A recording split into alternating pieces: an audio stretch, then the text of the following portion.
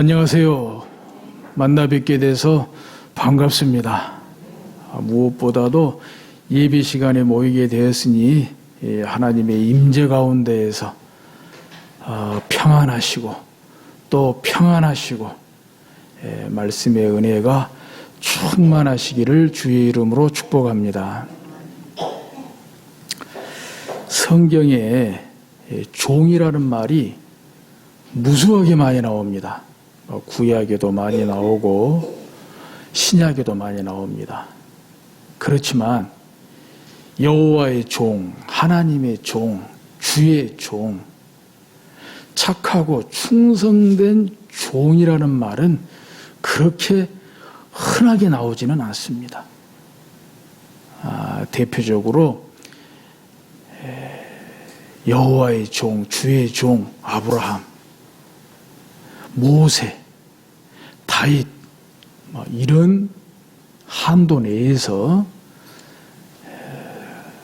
같은 종이라도 여호와의 종, 하나님의 종, 주의 종, 나의 종, 착하고 충성된 종이라는 말씀이 나오는 것을 볼 수가 있습니다. 오늘 예배 시간에 이 착하고 충성된 종 한 분을 소개해 드리려고 합니다.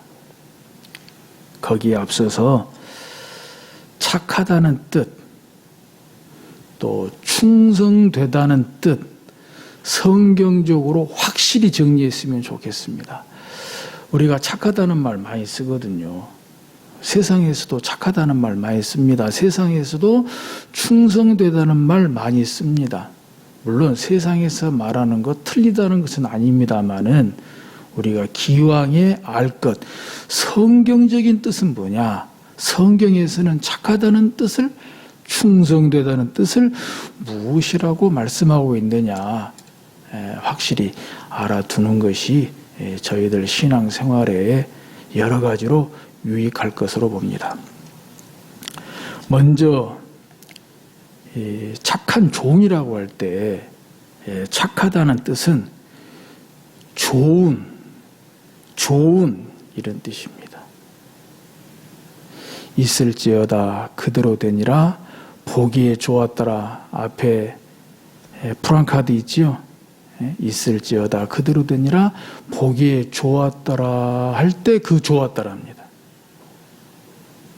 하나님이 천지 만물을 창조하실 때 한 가지 창조하시면서 여호와께서 보시기에 좋았더라. 그리고 다 창조하시고 나서 보시기에 심히 좋았더라. 그러니까 따로따로 봐도 좋고 같이 봐도 좋고 전체적으로 보니까 더 좋고, 바로 착하다고 할 때는 그런 뜻이에요. 좋다. 또 선한 이런 뜻도 있습니다. 그래서 성경에는 똑같은 뜻으로 착하다는 뜻을 선하다, 착한 종, 다른 데서는 선한 종 이렇게 쓰고 있습니다. 그 외에도 은혜로운, 유용한, 호의적인 이런 여러 가지 깊은 뜻이 있습니다. 이게 은혜로운, 이게 착하다는 것이 믿음 안에서 착한 거예요. 믿음 안에서 착한 거예요. 그리고 상대방에서 볼 때 착한 거예요. 유용한. 이게 착한 사람은 상대방에게 유용해요. 특별히 착한 종은 주인에게 유용해요. 착한 종은 교회에 유용해요. 그래서 호의적이에요. 호감을 줘요. 매력적입니다. 누구나 봐도 부럽고 본받고 싶은 그런 사람이 성경에서 말하는 착한 사람이에요. 착한 종입니다. 아멘. 다음으로 충성입니다. 충성된 종. 충성된 종. 이 충성되다, 이 뜻은 확신 있는 이런 뜻입니다. 그렇죠? 충성된 종은 확신이 있어야 돼요. 주인에 대한 확신이 있어야 돼요. 주인의 말에 대한 확신이 있어야 돼요. 주인으로부터 맡은 종의 직분에 대한 확신이 있어야 돼요. 종과 주인 사이에 어떤 불신도 틈도 생겨서는 안 돼요. 확신이 있어야 돼요. 또 역시 충성된 이 뜻 속에는 신앙을 가진, 믿음을 가진 이런 뜻이 있거든요. 역시 믿음 안에서 충성된 자예요. 믿음 안에서 하나님의 뜻을 따라, 하나님의 말씀을 따라, 하나님의 사명을 따라 신앙적인 충성이에요. 믿음 안에서 충성이에요. 그러기에 신뢰할 만하고 진실한 것이지요. 바로 이것이 착하다는 뜻과 또 충성되다는 뜻의 성경적인 뜻입니다. 이번 기회에 확실하게 정리하시고 이해하셔서 성경이 말하는 대로 착한 종, 성경이 말하는 대로 충성된 종 다 되실 수 있기를 주의 이름으로 축복합니다. 이제 착하고 충성된 종 한 분을 소개해 드리려고 합니다. 오늘 본문에서 이제 나오게 되겠습니다마는 아브라함의 종 엘리에셀입니다. 아브라함의 종 엘리에셀입니다. 엘리에셀은 종의 수준을 뛰어넘는 아브라함에게는 꼭 있어야 되는, 사실 쭉 엘리에셀과 관련해서 아브라함의 이 생애를 보게 되면 사실 아브라함이 복을 받은 것도 아브라함이 형통한 것도 보면은 엘리에셀 덕분이 커요. 엘리에셀 덕이 크단 말이에요. 앞에 창세기 15장 가운데 보면요, 그때 아브라함에게 이삭이 없었거든요. 아직 하나님께서 이삭을 주시지 않았어요. 하나님의 뜻을 다할 수 없는 아브라함으로서는 바로 이 엘리에셀을 자기 상속자로 삼으려고 했어요. 아브라함이 종 엘리에셀을 상속자로 삼으려고 했다는 것은 아들같이 생각했다는 거 아닙니까? 그것은 아브라함도 아브라함이지만 종 엘리에셀이 어느 정도 착하고 충성된 종이었는가를 충분히 짐작해 볼 수 있는 것입니다. 얼마나 신임이 두터웠으면 종인데 이 종을 자신의 상속자로 삼으려고 했겠습니까? 물론 당시 고대 군동의 풍습 중에 하나였긴 했지만 그렇다고 아무나 자기 상속자로 삼지는 않지 않겠습니까? 이제 오늘 본문을 전후해서 24장 전반적으로 나와 있는 것 가운데 몇 군데만 살펴봐도 와, 엘리에셀이 이 정도였나? 이 정도 종이었나? 아브라함이 자신의 상속자로 삼을 만큼 이 정도 종이었나? 착하고 충성된 종의 진면목을 보게 될 것입니다. 또 종에 관한 한 독보적인 이런 면을 찾아보게 될 것입니다.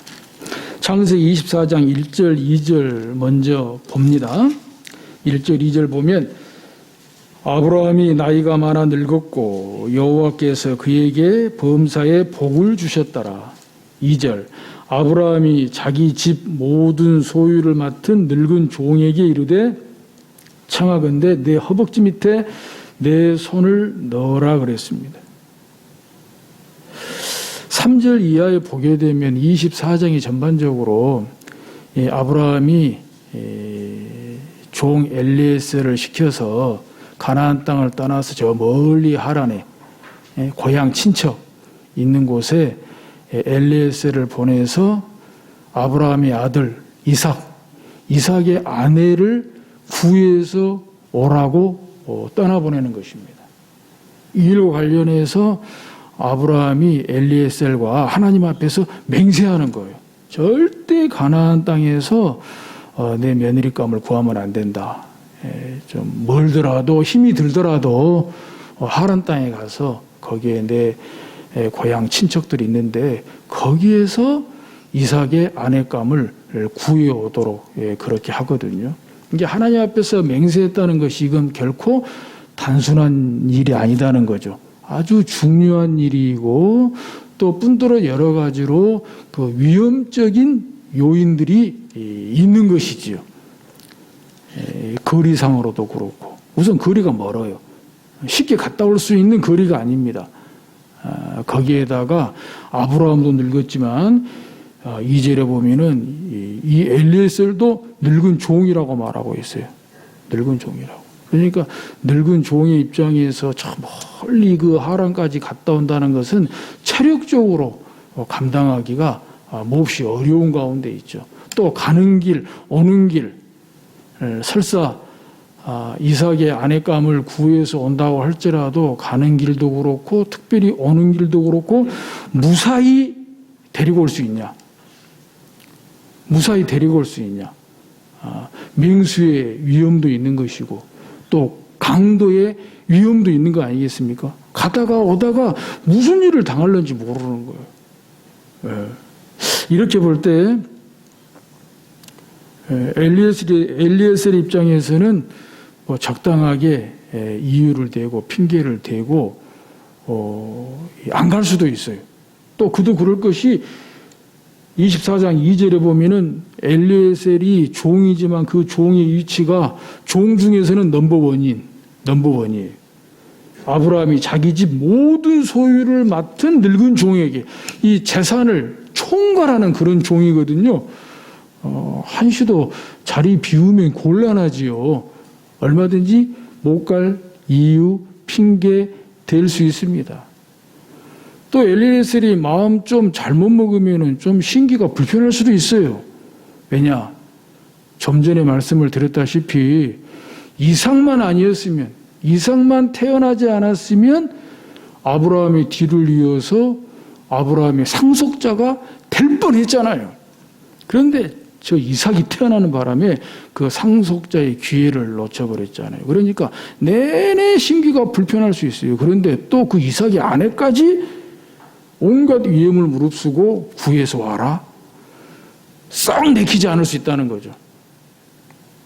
그러니까 이런저런 적당한 이유도 되고 또 핑계도 대서 안 갈 수 있는 거예요. 근데 그럼에도 불구하고 3절 이하에 보면 아브라함과 함께 하나님 앞에서 맹세한 그대로 순종하는 것을 볼 수가 있습니다.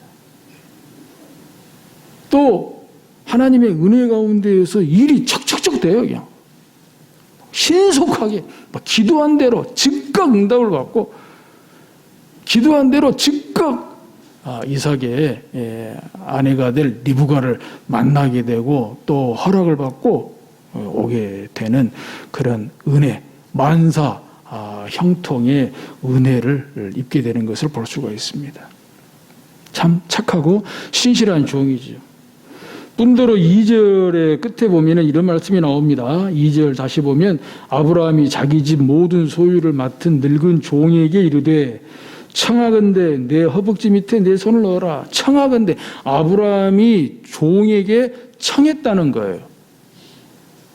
명령했다는 표현이 아니라 청했다고 표현하고 있습니다. 이 청했다는 표현은 24장 12절에 엘리에셀이 아브라함의 종 엘리에셀이 하나님께 기도할 때 뭐라고 기도합니까? 12절에 보면은 그가 이르되 우리 주인 아브라함의 하나님 여호와여 원하건대, 이 원하건대하고 똑같은 단어입니다. 똑같은 뜻입니다. 청하건대. 그러니까 이것은 말하자면 프리스, 제발, 바라건대 이런 뜻이에요. 당시 고대 사회에서 주인과 종의 사이입니다. 주인이 종한테 말하는데 프리스, 제발, 바라건대 아주 정중하게 그리고 간절하게 부탁하고 있는 거예요. 이것은 아브라함의 인격도 훌륭하지만 그 정도 할 만한 엘리에셀이 되는 거예요. 종이지만 함부로 대할 수 있는 종이 아니에요. 함부로. 종이라고 함부로 대하고 명령하고 할 수 있는 사이가 아니라, 지난주에 아브라함은 하나님의 친구라 그랬잖아요. 하나님께서 아브라함을 하나님의 친구라고 불러줬다 그랬잖아요. 바로 그런 것 같아요. 아브라함이 하나님의 친구였다면 엘리에셀은 아브라함의 친구였어요. 아브라함이 그 정도로 생각했던 것 같아요.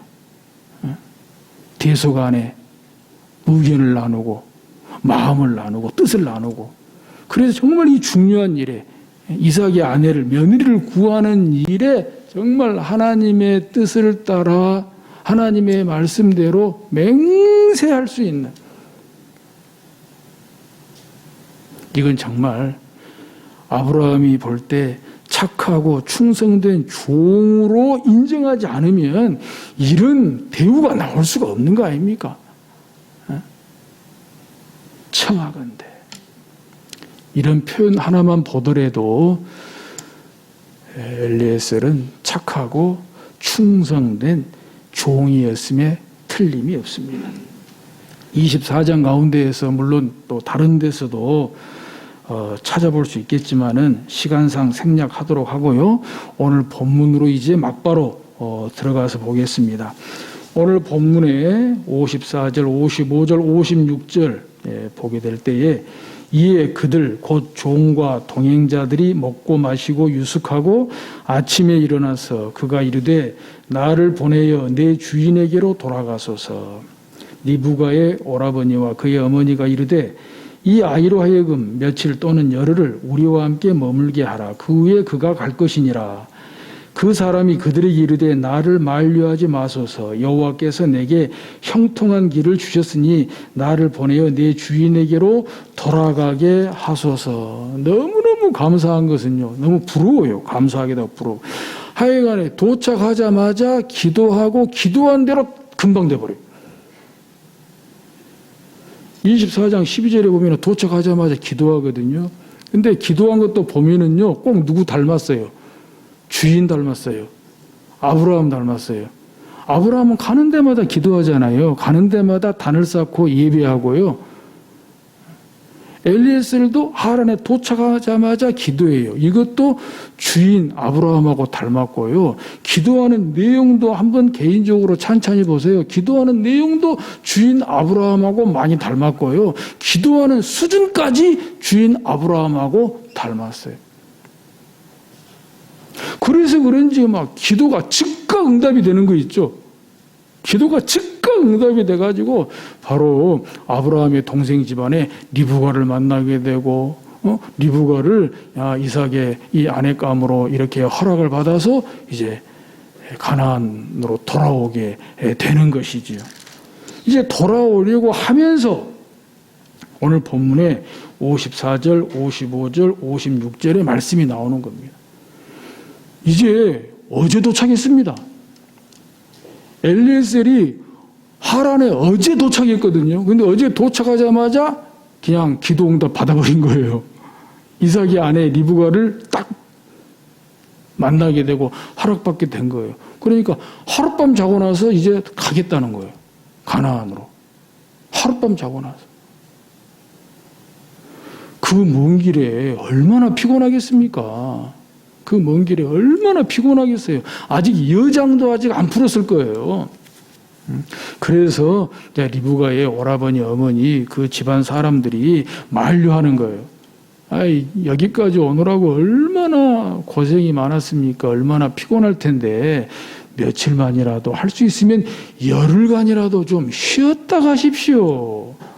이제 그것은 또 갑자기 자기 누이 또 자기 딸을 시집 보내려고 하니까 같이 따라가지도 못하고 얼마나 또 섭섭합니까? 반갑기도 하지만 또 섭섭하기도 하고, 그래서도 며칠만이라도 할 수만 있으면 열흘간이라도 또 그것도 있지만 정말 귀한 동생을, 귀한 딸을 지금 먼 길을 떠나보내는데 이 엘리에셀에게 맡겨야 되잖아요. 그러니까 쉬기만 쉰다면서 얼마나 융숭하게 대접을 하겠습니까? 며칠이 아니라 열흘 동안 쉰다면 열흘 동안 정말 극진하게 대접할 거예요. 엘리에셀은 그동안 정말 피로도 풀고 푹 쉬고 또 대접도 잘 받고 그렇게 떠날 수가 있다는 거죠. 근데 정중하게 거절합니다. 바로 가야 된다는 거예요. 하룻밤 잤으면 됐지 바로 떠나야 된다는 거예요. 바로 그 내용의 말씀이 56절 끝절에 나오지 않습니까? 그 사람이 그들에게 이르되 나를 만류하지 마소서 여호와께서 내게 형통한 길을 주셨으니 나를 보내어 내 주인에게로 돌아가게 하소서 하고 떠났어요.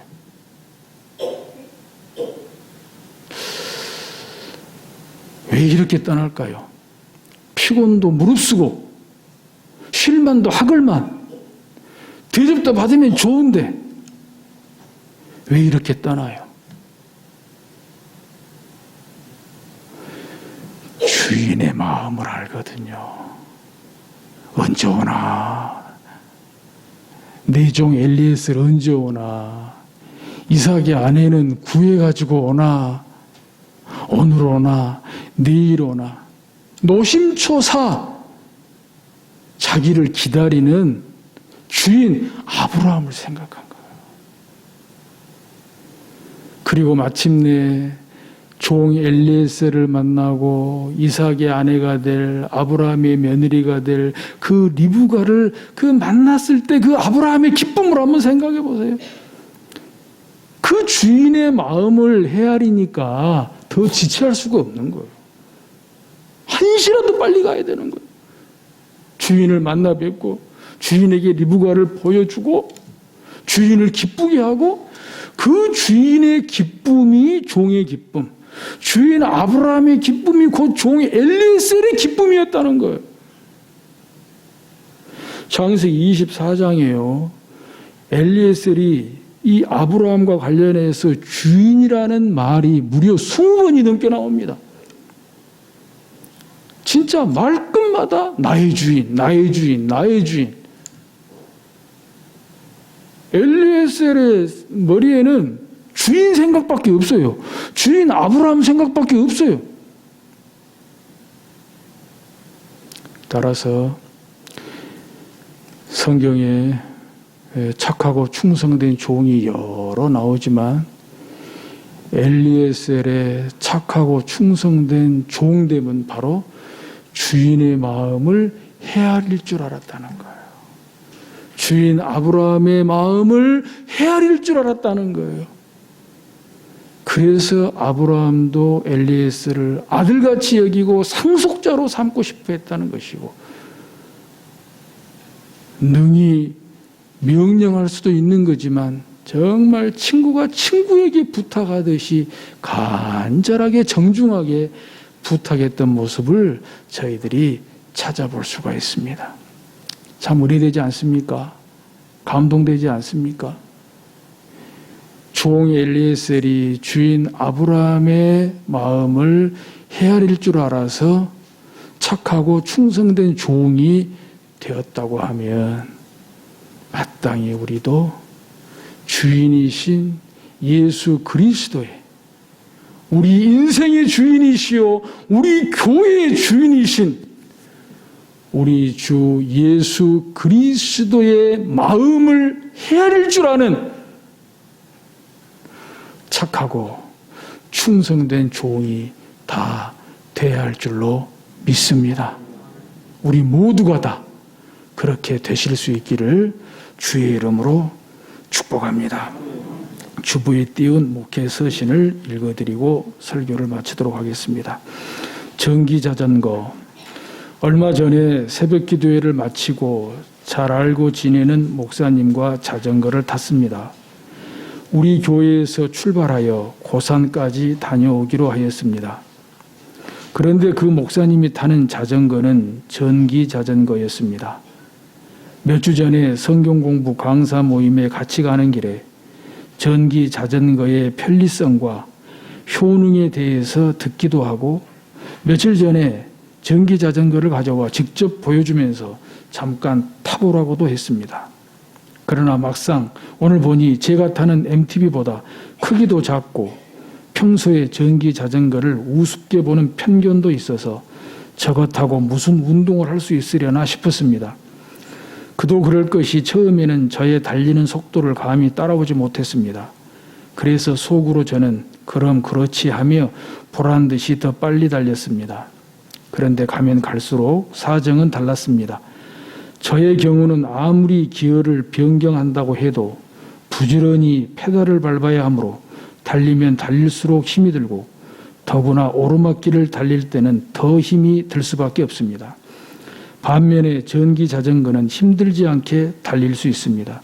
특히 오르막길을 달릴 때 위력을 발휘해야 합니다. 전기의 힘으로 페달을 밟는 몇 배의 힘을 낼 수 있기 때문입니다. 그야말로 고산까지 갔다가 교회까지 돌아오는데 어찌나 물찬 제비같이 쌩쌩 달리는지 도저히 따라잡을 수가 없었습니다. 아니, 따라가기가 너무 힘들었습니다. 잠깐 쉬는 중에 그분이 하는 말이 지금까지 힘들게 살고 운동도 힘들게 했는데 이 나이에 굳이 자전거까지 힘들게 탈 거 있습니까? 즐겨야지요. 자전거 타는 것도 즐기고 운동도 되는데 전기 자전거가 최고입니다. 라고 하였습니다. 끙끙대며 교회에 도착해 보니 그분은 이미 가고 없었습니다.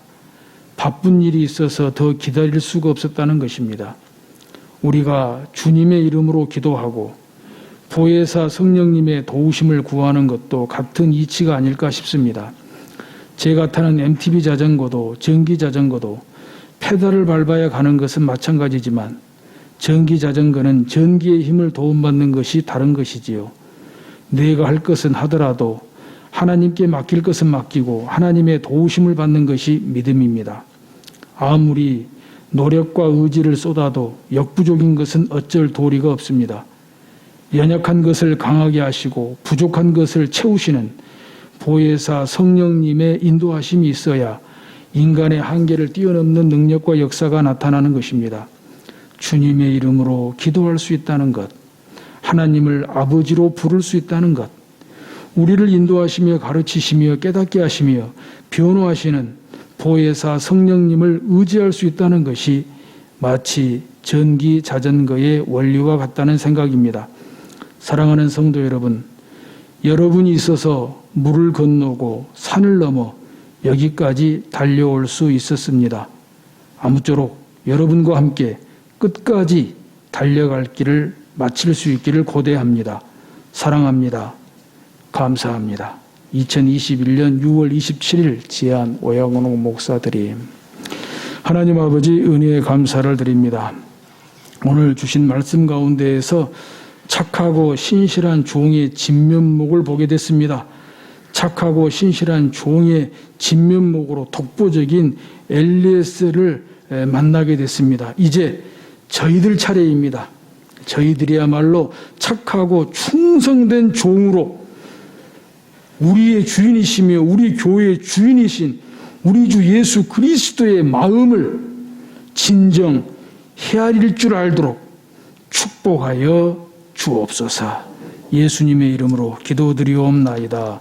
아멘.